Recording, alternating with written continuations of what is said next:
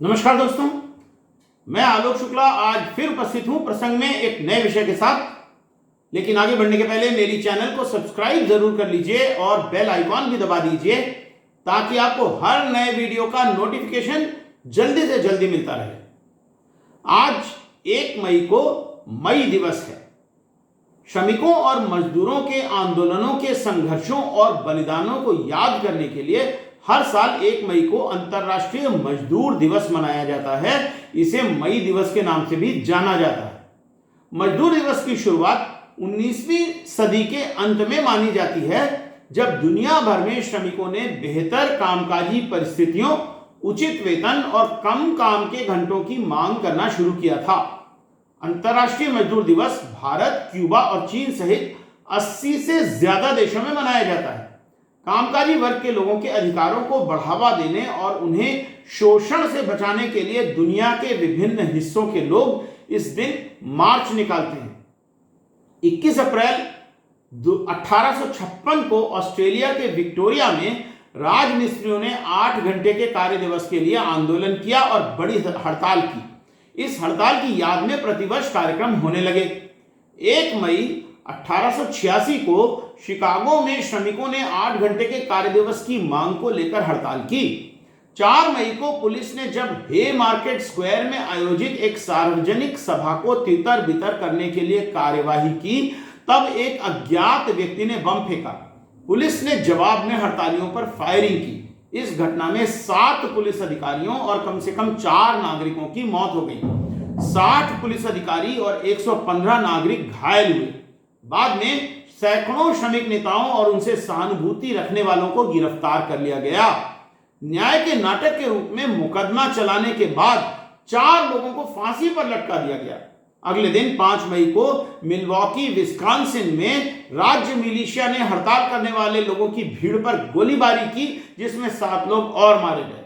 इसमें एक स्कूली छात्र भी शामिल था।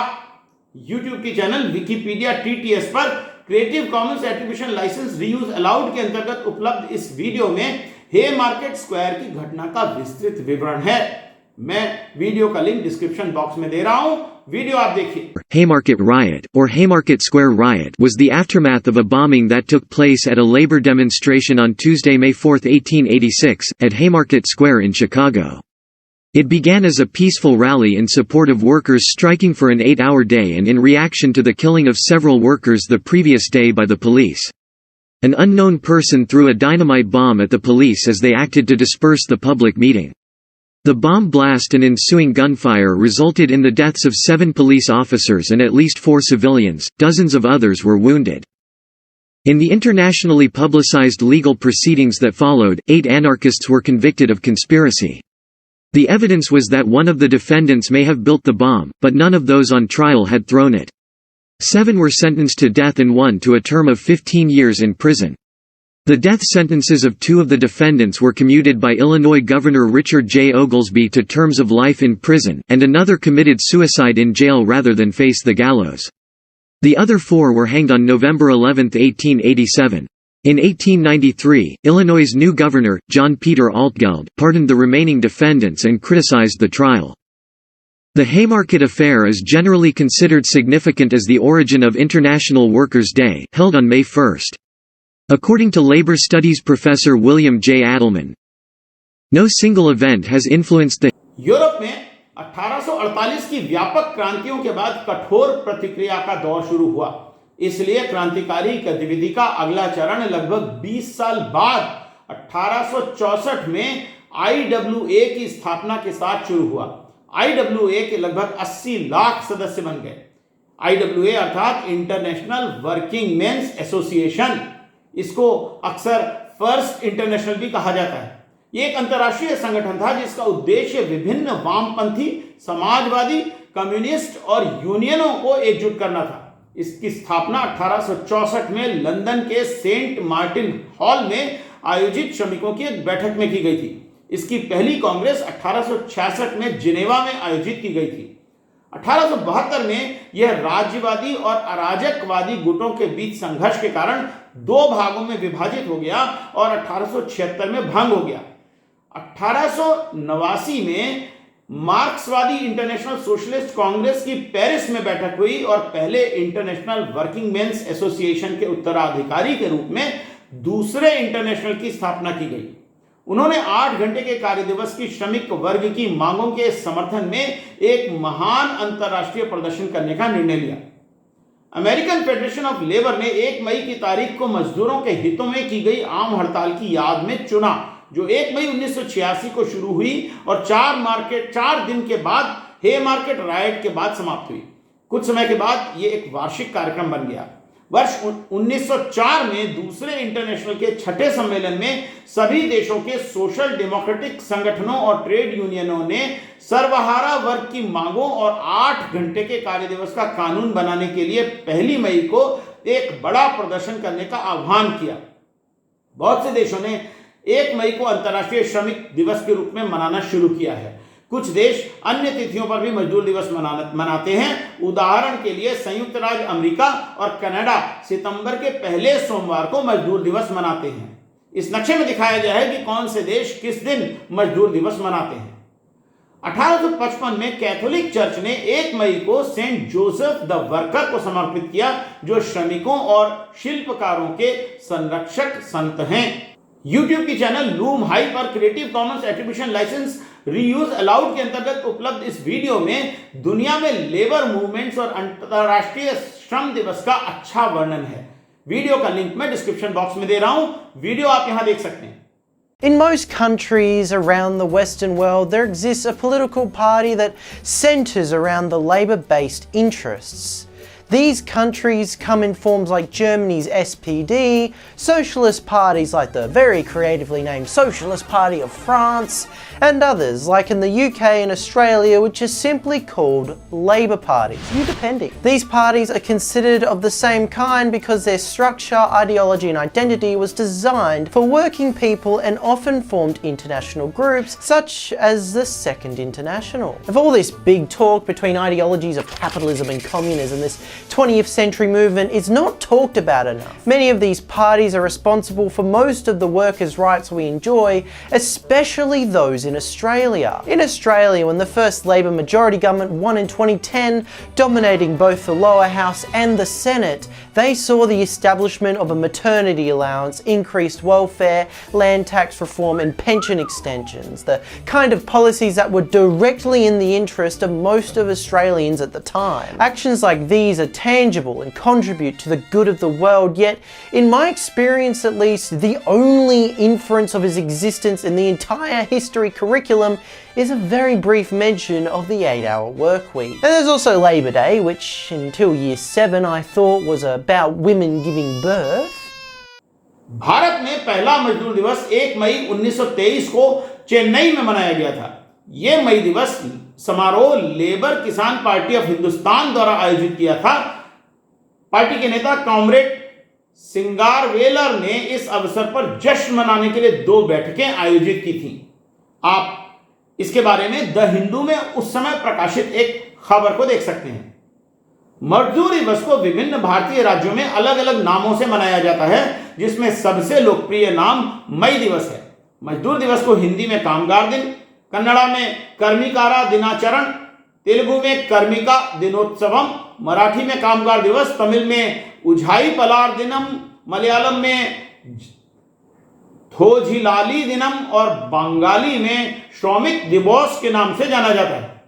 भारत में मजदूरों की स्थिति बड़ी दयनीय है। औपचारिक क्षेत्र में काम करने वाले मजदूरों के लिए कुछ कल्याणकारी कानून और योजनाएं हैं। उदाहरण के लिए ESIC, वर्कमैन कॉम्पेंसेशन अधिनियम आदि। उनके लिए मातृत्व स्वास्थ्य, जॉब सिक्योरिटी, काम के सीमित घंटे, काम के स्थान पर शौचालय आदि की सुविधाओं का प्रबंध भी किया जाता है। लेकिन भारत में अधिकांश मजदूर अनौपचारिक क्षेत्र में काम करते हैं, जिनके लिए रोज कुआं खोदना और रोज पानी पीने की स्थिति है। भारत सरकार के श्रम मंत्रालय की वेबसाइट के अनुसार भारत में लगभग 93% श्रमिक अनौपचारिक क्षेत्र में हैं, जिन्हें किसी योजना का लाभ नहीं मिल पाता। ये मजदूर लगातार शोषण के शिकार होते रहे हैं। वैश्वीकरण और ऑटोमेशन के युग में अकुशल रोजगार के अवसर कम होते जा रहे हैं। अकुशल श्रमिकों को कड़ी प्रतिस्पर्धा से गुजरना पड़ता है। वे पूरी तरह असुरक्षित हैं उन्हें सामाजिक सुरक्षा की योजनाओं का कोई लाभ नहीं मिल पाता।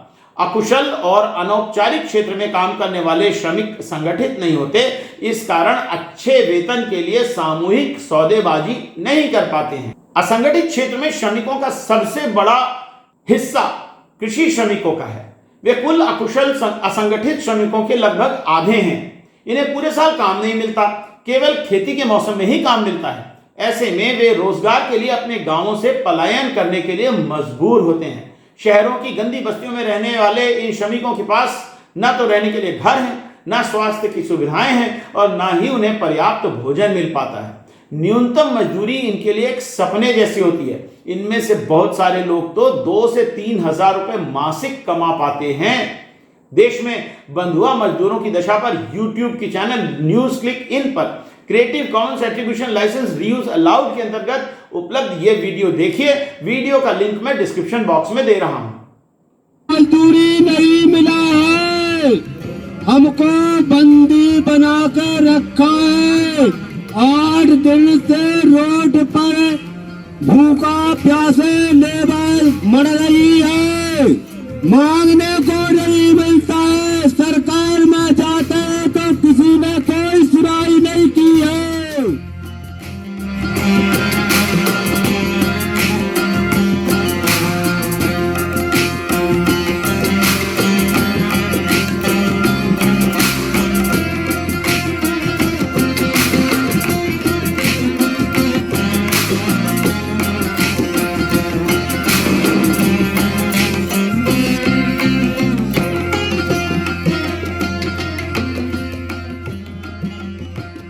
हम लोग देखो बाली मास में काम करते थे, नाली का काम करते थे। वो दो सौ रुपया खर्चा देते थे, पैसे कभी दिए नहीं है। बच्चे भी बीमार हो गए तो पैसे नहीं दिए। ऐसे गरीब मजदूरों का अन्य प्रकार से भी शोषण होता है। जी तोड़ मेहनत के बाद भी जब इन्हें कुछ हासिल नहीं हो पाता तो इनमें से कुछ अपराध में शामिल हो जाते हैं, कुछ नशा करने लगते हैं। गरीब महिलाओं का देह शोषण आम बात होती है। उन्हें तरह तरह की बीमारियां भी हो जाती हैं जिनका इलाज कराना भी इनके बस की बात नहीं है। बड़े शहरों में आप इन्हें लैंप पोस्ट के पास, सड़कों के किनारे या फ्लाईओवर के नीचे रहते, खाना पकाते और सोते देख सकते हैं। जब इन्हें काम नहीं मिलता तो इनके पास छोटी मोटी चोरियां करने और भीख मांगने के अलावा कोई चारा नहीं बचता है। सभ्य समाज का ये सबसे बड़ा मजाक है कि ये गरीब हमारे सामने रहते हैं लेकिन हमारी दृष्टि से ओझल है। यूट्यूब की चैनल मैकिया रोजोस्की पर creative commons attribution licence reuse allowed के अंतर्गत इस वीडियो में मुंबई में फ्लाईओवर के नीचे जीवन जीने को मजबूर इन लोगों की व्यथा को देखिए। वीडियो का लिंक मैं डिस्क्रिप्शन बॉक्स में दे रहा हूं।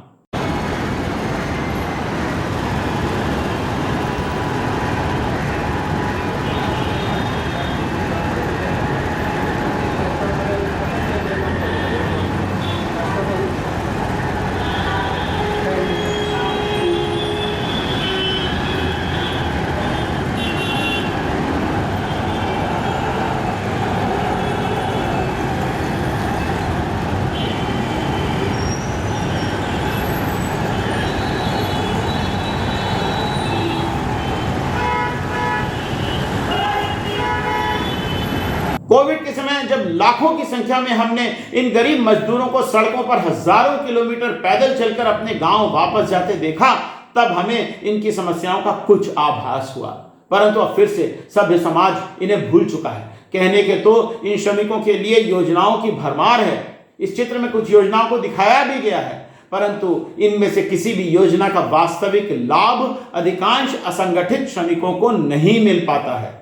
इकोनॉमिक्स पढ़ाने वाले एक प्रोफेसर साहब से मैंने एक बार सुना था कि यदि श्रमिक संगठित हैं तो मालिकों के साथ सामूहिक सौदेबाजी कर सकते हैं और उन्हें कानून की सुरक्षा की शायद आवश्यकता ही नहीं है, और अगर वो असंगठित हैं तो कोई कानून उनकी मदद नहीं कर पाएगा। YouTube के चैनल पीपल्स डिस्पैच पर creative commons attribution licence reuse allowed के अंतर्गत उपलब्ध इस वीडियो में कोविड के समय पैदल चलकर घर जाने वाले मजदूरों की पीड़ा देखिए। वीडियो का लिंक मैं डिस्क्रिप्शन बॉक्स में दे रहा हूं।